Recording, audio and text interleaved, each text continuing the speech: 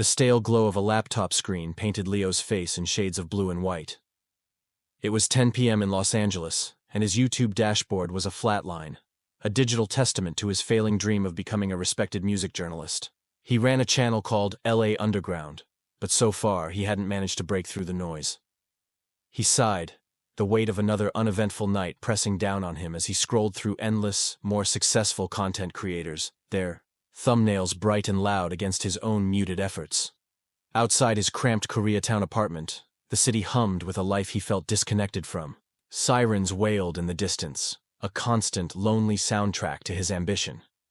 He had moved here from Ohio with a camera and a vision, believing he could capture the raw, unfiltered soul of the city's music scene. But the soul of LA was elusive, protected by gatekeepers and industry walls he couldn't seem to climb, leaving him feeling more like a tourist than a resident. His phone buzzed, vibrating against a stack of unpaid bills on his desk. The caller ID read Jamal. Jamal was his only real connection, a sound tech who worked freelance gigs across the city, from grimy punk bars in the Valley to high-profile studio sessions in Burbank. He was Leo's eyes and ears on the ground, a friend who still believed in the dream. Leo answered, putting the phone on speaker as he leaned back in his creaky chair. "Yo, you sitting down?" Jamal's voice was a low, urgent whisper, crackling with static and excitement. "Don't say anything loud, man. I'm on site and things are tense." Leo sat up straight, his journalistic instincts finally kicking in. This was different from Jamal's usual calls about local band drama or equipment gossip. The tone in his voice was heavy, secretive, and carried a charge of pure, unadulterated energy. "What's going on, man? Where are you?" Leo asked, his own voice dropping to a hush. He could hear faint, muffled bass throbbing in the background of the call. "I'm in Inglewood, at the old Zenith warehouse off Crenshaw," Jamal replied, his voice barely audible. "They're doing a sound check. It's for Tone. A tribute." A cold chill ran down Leo's spine. DJ Tone was a legend, a producer who had crafted the sound of West Coast hip-hop in the 90s before passing away last month. The city had mourned him, a quiet giant whose influence was felt in every beat that came out of the coast. His funeral was a private affair, away from the prying eyes of the media. A tribute? The family said they weren't doing any public memorials, Leo said, his mind racing to connect the dots. The secrecy, the location, the hushed tones, it all pointed to something unsanctioned, something real, something underground. "It ain't public," Jamal confirmed, his voice laced with awe. "This is for the family, the real OGs, the ones who came up with him." There was a pause, and Leo could feel the unspoken weight of what was coming next. Jamal took a deep breath before delivering the final, earth-shattering piece of information. "It's Snoop, man, and Cube. They're here, together. They're doing a set for him at 2 a.m. tonight." The names hung in the air, iconic and impossibly close. Snoop Dogg and Ice Cube, the architects of a movement, performing together at a secret show in a warehouse. It was the kind of event that music history is made of, a myth whispered about for years to come. Leo's heart hammered against his ribs, a frantic drumbeat of disbelief and pure, uncut opportunity. This was it. The story that could change everything. He looked around his tiny apartment, at the camera sitting on its tripod in the corner, a silent sentinel to his stalled aspirations. This was more than a story. It was a test. Jamal had made it clear. No phones, no press, no outsiders. Getting in would be difficult. Getting footage would be impossible. But the risk was a siren song he couldn't ignore. The potential reward was the validation he desperately craved. The potential fallout, however, was just as significant. If he was caught, he wouldn't just be thrown out. He'd be blacklisted. Jamal would lose his job, and Leo's reputation would be ruined before it even began.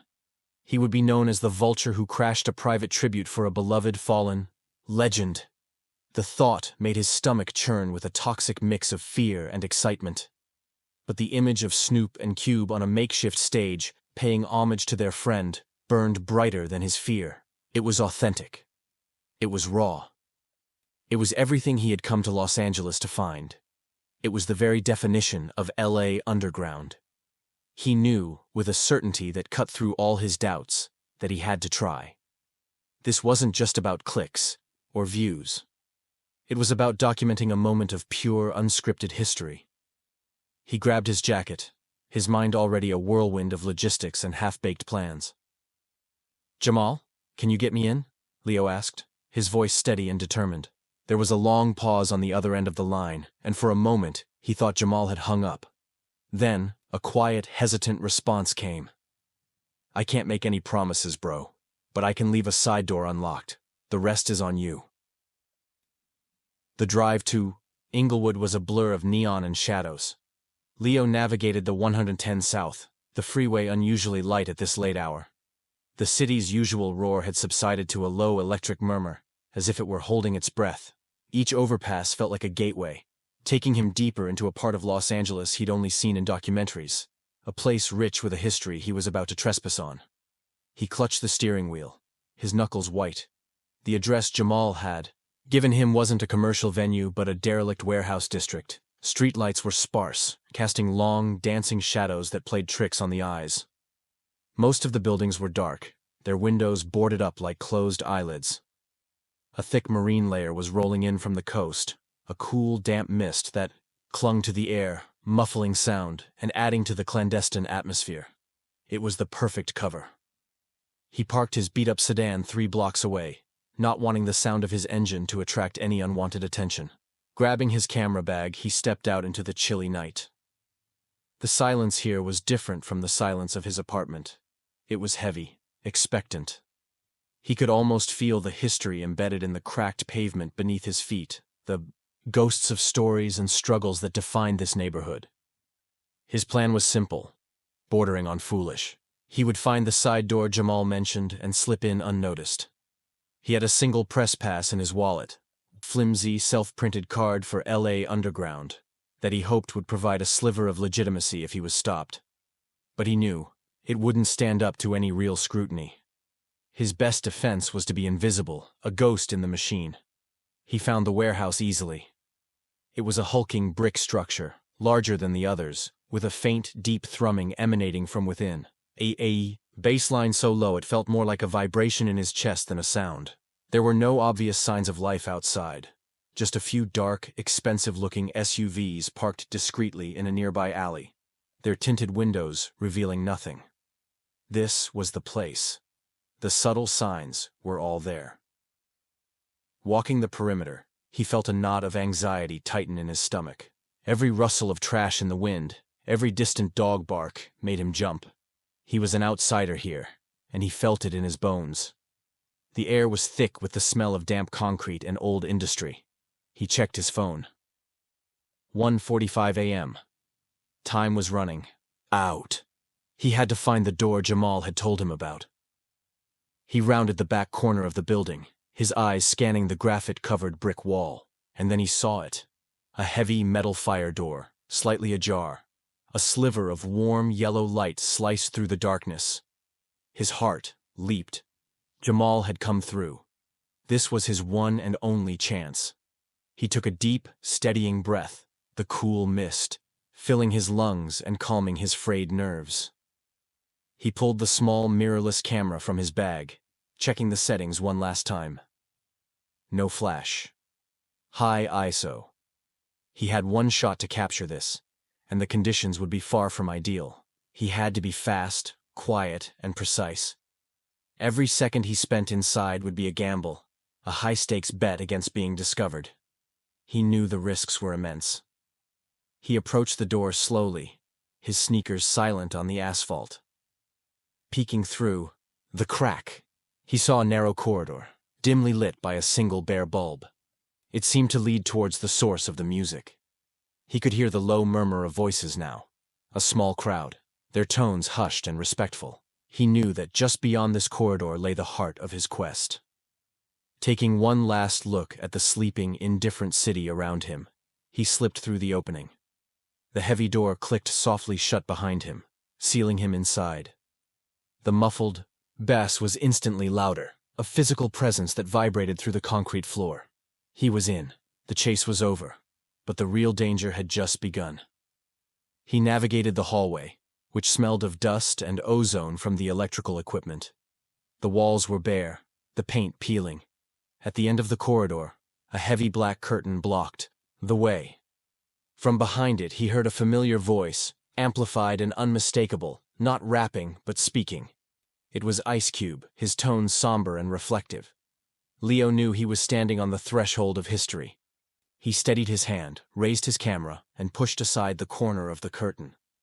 The scene that unfolded before him stole his breath. It was intimate, raw, and powerful. A makeshift stage, a small crowd of 50 or 60 people, and in the center, two icons of West Coast hip-hop, not as superstars, but as men mourning a friend. The secret show was about to begin. The space inside was cavernous, yet the gathering felt incredibly intimate. The main warehouse floor had been cleared, with a simple, elevated platform serving as a stage at one end. A few key lights on stands cast a warm, golden glow on the performers, leaving the rest of the room in deep shadow. The crowd wasn't a sea of fans. It was a small, tight-knit community of faces Leo recognized from old album covers and documentaries. Producers, artists, and neighborhood friends who had formed the bedrock of DJ Tone's life. Leo stayed hidden behind the curtain, his camera, lens poking through a small gap. The air was thick with a heavy sense of reverence. People weren't cheering or holding up phones. They were present, their attention fixed on the stage with a quiet intensity. They were a family, gathered to share their grief and celebrate a legacy. Leo felt a pang of guilt, recognizing himself as the only true intruder in this sacred space. On stage, Snoop Dogg, draped in a custom blue tracksuit, stood beside Ice Cube, who wore his signature all-black attire.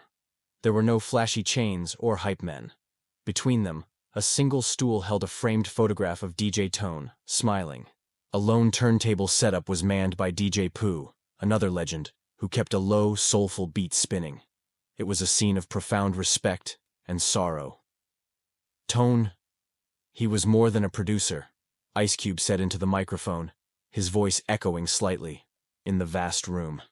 He was the architect. He built the foundation we all stand on.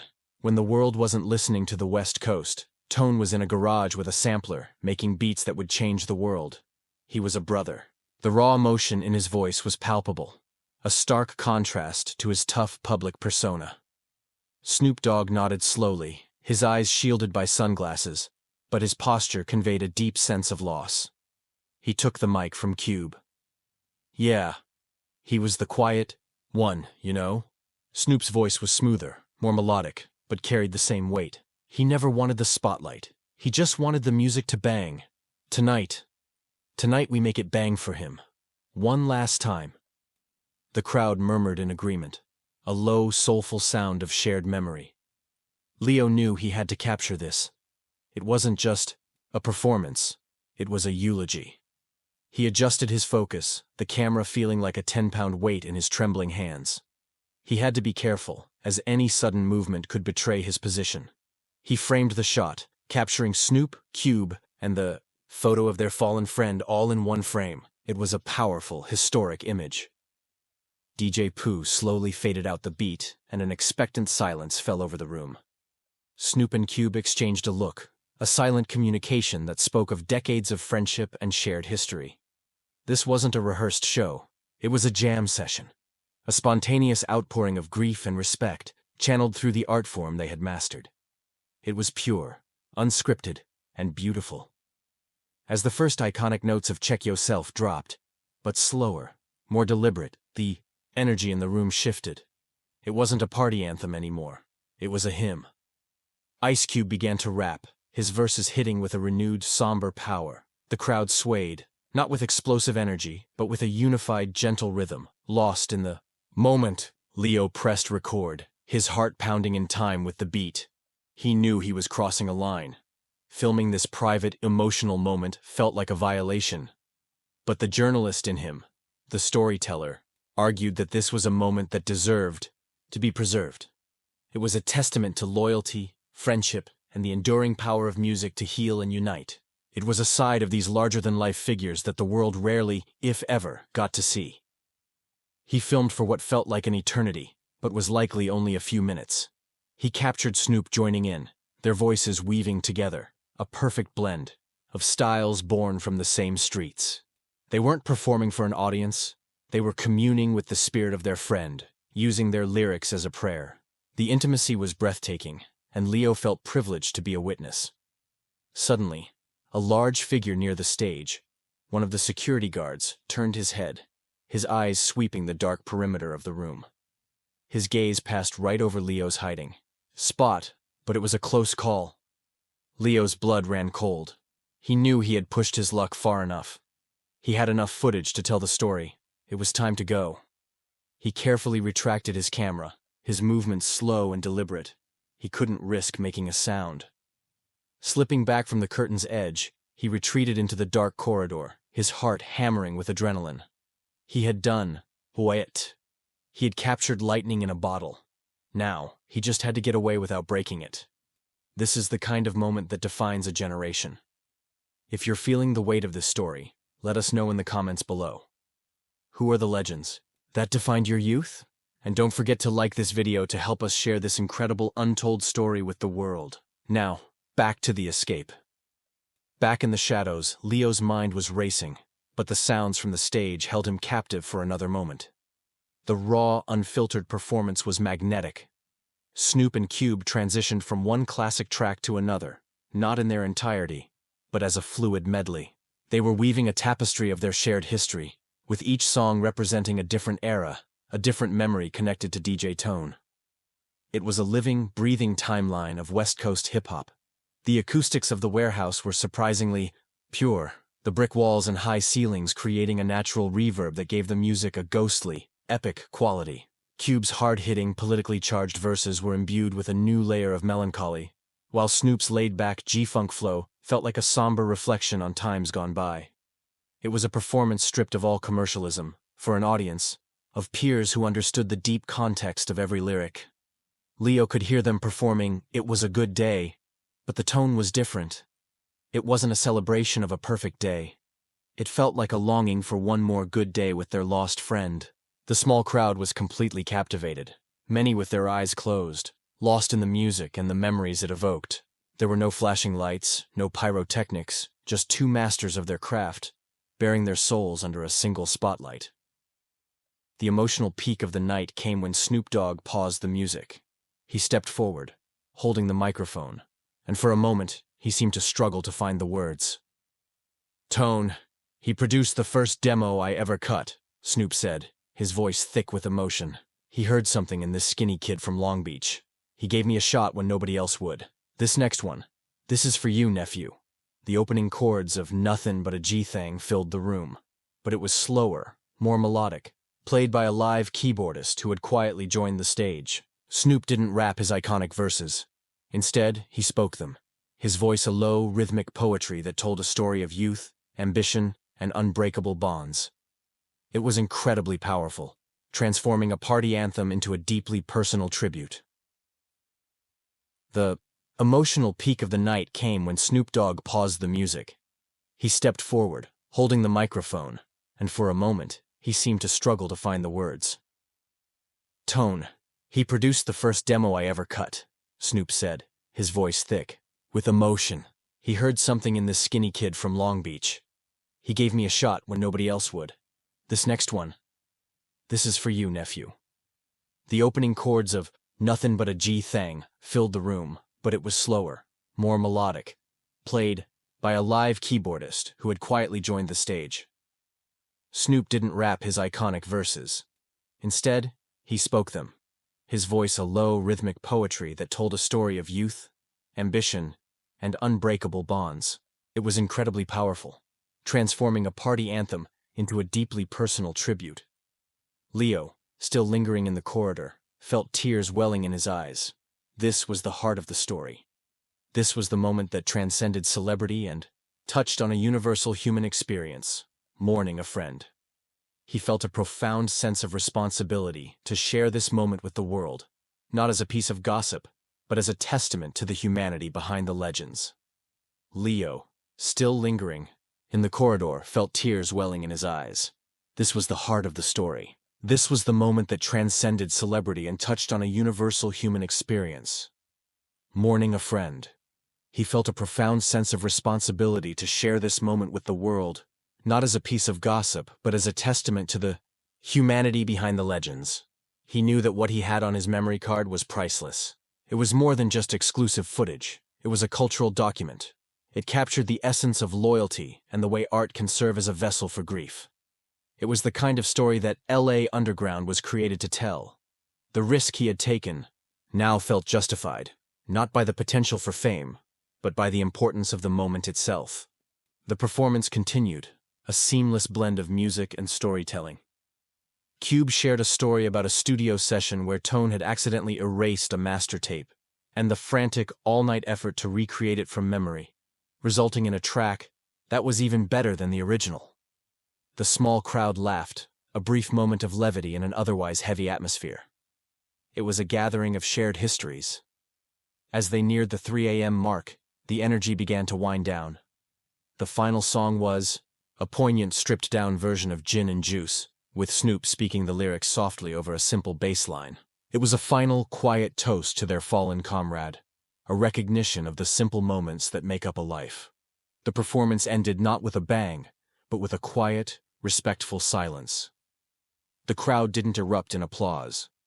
Instead, they offered a soft, heartfelt "I-O" in unison, a classic West Coast call and response that felt more like a collective amen. Snoop and Cube stood on stage for a moment longer, heads bowed, before stepping down to embrace DJ Tone's family members who were gathered at the front. The tribute was over. Leo knew it was now or never. He turned and bolted down the dark corridor, his feet pounding on the concrete. He pushed open the heavy side door and burst out into the misty night air, his lungs burning. He didn't stop running until he reached his car, fumbling for his keys with shaking hands. He threw the camera bag onto the passenger seat and peeled, away from the curb. Driving away from Inglewood, the adrenaline began to subside, replaced by a profound sense of awe and a heavy burden of responsibility. He had the footage. He had the story. The entire world was sleeping, completely unaware of the historic secret event that had just unfolded in a forgotten warehouse. But that was about to change. The fuse had been lit. Leo didn't go home. He drove straight to a 24-hour diner in North Hollywood, a place where aspiring writers and insomniacs stared into coffee cups under the harsh fluorescent lights. He needed to be somewhere anonymous, somewhere he could think. He slid into a worn, vinyl booth, ordered a black coffee he wouldn't drink, and pulled out his laptop. His hands were still shaking as he inserted the memory card. He watched the footage, his headphones blocking out the clatter of the diner. It was even more powerful than he remembered. The low lighting, the raw audio, the unguarded emotion on the faces of two of hip-hop's most formidable figures. It was all there. He had a 3-minute clip that was pure gold. It was intimate, respectful, and utterly explosive. For an hour, he wrestled with a profound ethical dilemma. He knew that uploading this would betray the trust of everyone in that room. It was a private ceremony, a sacred space he had invaded. Jamal's career would be over. He could be sued. He could be ostracized by the very community he wanted to be a part of. The personal cost could be immense. But then he thought about the footage itself. It wasn't salacious or exploitative. It was humanizing. It showed these icons not as caricatures, but as men grieving, paying tribute to a friend in the only way they knew how. It was a beautiful story of loyalty that he felt the world deserved to see, a counter-narrative to the media's usual portrayal of hip-hop culture. His duty as a journalist, he argued with himself, was to the truth and to the story. With a deep breath, he made his decision. He wouldn't dump the whole thing online. He would curate it. He chose a 90-second clip, focusing on the emotional core of the tribute. Ice Cube's opening words and a small piece of Snoop's spoken-word rendition of G-Thang. He would write a caption that provided context, emphasizing the respect and love that filled the room. He would frame it as a tribute, not an exposé. He logged into the LA Underground YouTube channel. His subscriber count sat at a paltry 1,200. He wrote the title, Exclusive. Snoop Dogg and Ice Cube perform a secret tribute show for the late DJ Tone. He wrote a careful, respectful description, and then he hovered his mouse over the upload button. It felt like standing on the edge of a cliff. He closed his eyes and clicked. For the first hour, nothing happened. The video sat at 37 views, most of them likely his own refreshes. A knot of dread formed in his stomach. Had he risked everything for nothing? He packed up his laptop, paid for his coffee, and drove home in the pre-dawn gloom, a sense of failure washing over him. He fell into a restless sleep, convinced he had made a terrible mistake. He woke up at 11 a.m. to the sound of his phone vibrating violently on his nightstand. It hadn't just buzzed, it was having a seizure. He picked it up, his eyes bleary.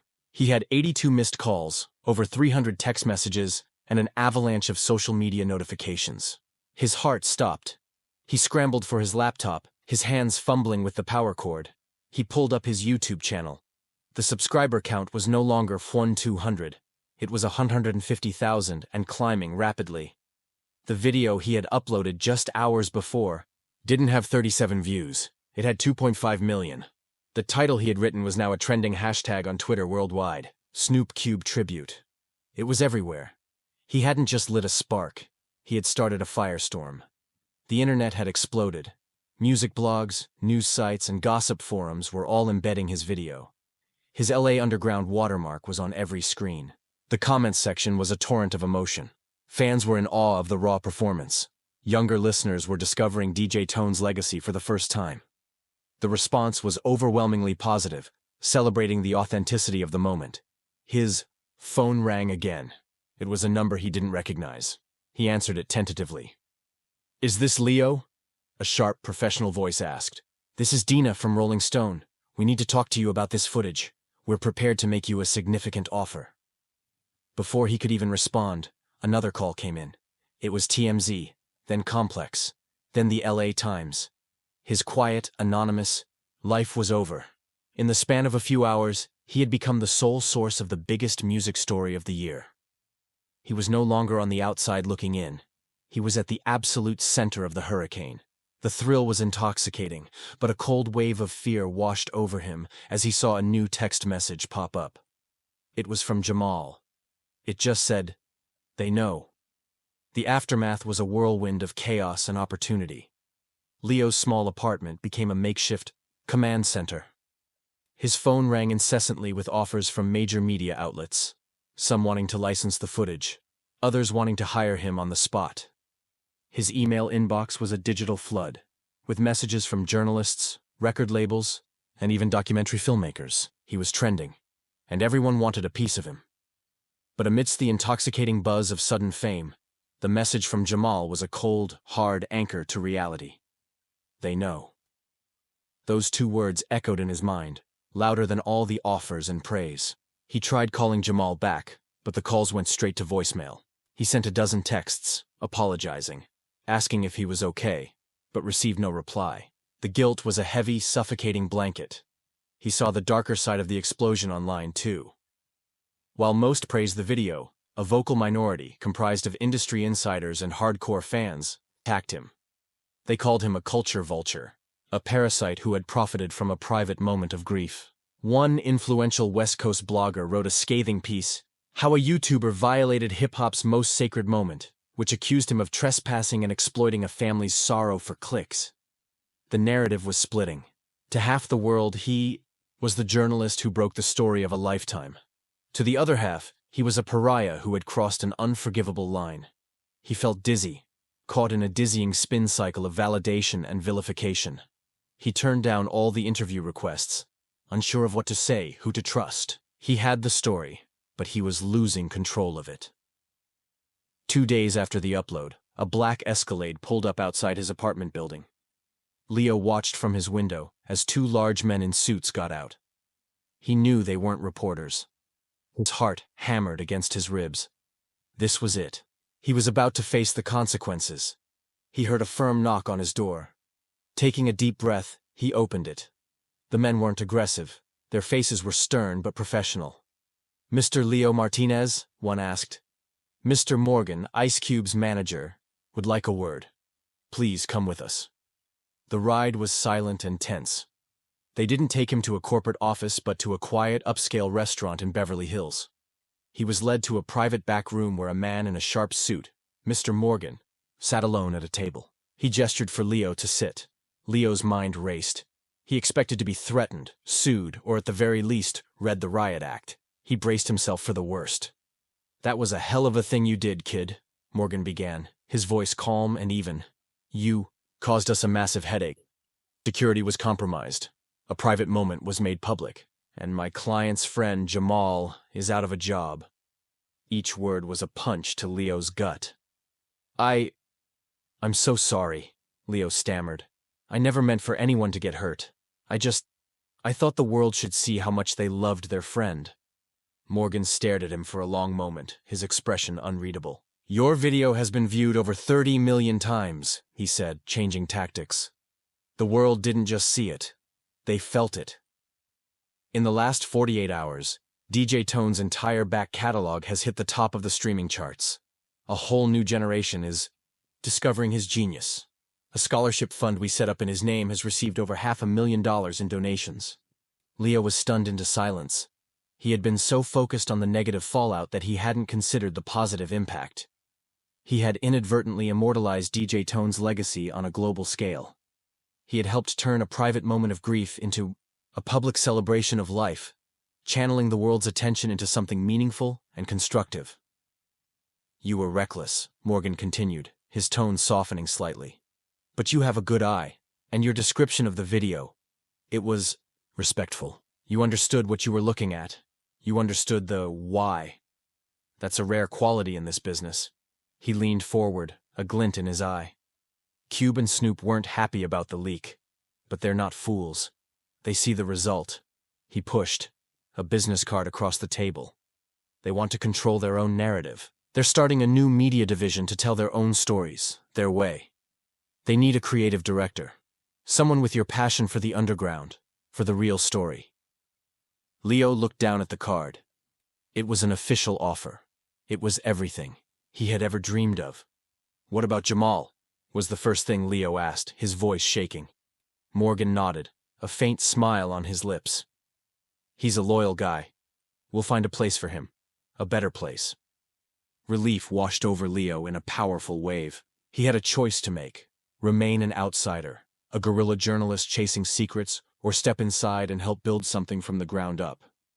He looked out the window at the bright LA sunshine.